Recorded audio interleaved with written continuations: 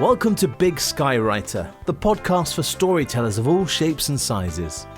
Whether you write novels, teach classes, or just tell your friends what you did last weekend, if you're a storyteller, this podcast is for you. Here's the host of Big Skywriter, Clint Morey. Thank you, Mark, and thank you for dropping by to listen. I voted yesterday. Well, that's not really accurate. I actually mailed my ballot in over a week ago, but yesterday is when they should have counted my ballot. Now, in the old days, when the day to vote came around, I had to go to the polling place, an elementary school gymnasium, to cast my ballot.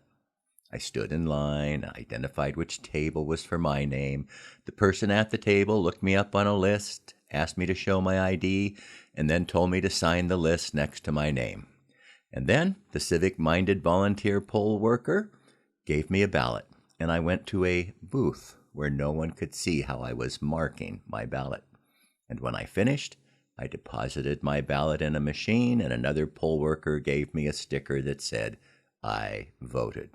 And I placed that sticker on my shirt and went about the day happy. I felt good, not necessarily about the candidates running for office.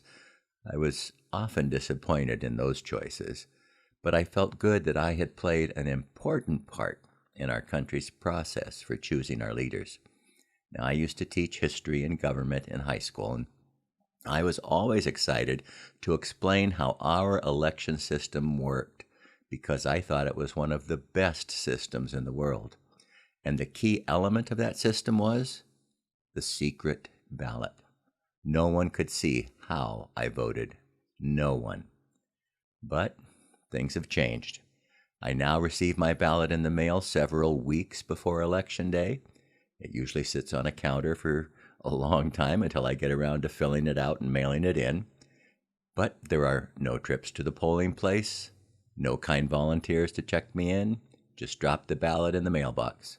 Now, I have to admit that's very convenient, but I hate it. Why? Because there are so many things along the way where what was once a secret ballot could be compromised. Now, my wife and I have a great relationship. I describe it as a perfect relationship, but I know many people don't have a good relationship with the person they live with, and in that situation, it's possible for one partner to, let's say, influence the other partner on how they should vote. Now, I grant you, influencing has been around a long time. And under the old system, you could agree with the way the other person was pressuring you to vote, but when you went into that voting booth, you could vote any way you wanted, and no one would know because it was a secret ballot. With the mail-in ballot, another person can watch you to make certain that you vote correctly. Which voting system do you think is better? Now, you also might live in a household where a person doesn't care about politics at all. Under the old system, that person would never interrupt their day to go to a polling place. But now, their ballot is delivered to your home. What if they had no intention of filling it out? Would you fill it out for them? Or would someone you know who had access to it be willing to fill it out for them? Let's say you care for someone who has Alzheimer's, who doesn't understand any of the issues on the ballot or know anything about the candidates running for office. Would you help them fill out their ballot correctly and send it in? Now, I could go on, but the possibilities for corrupting our election system seem endless. And if you understand human nature, you know that politicians will use those possibilities for their benefit. In fact, in Europe, most nations have recognized the fraud that can be exercised with mail-in ballots, and many of the countries ban them or severely limit its use. But in America, certain politicians are pushing to mandate mail-in ballots.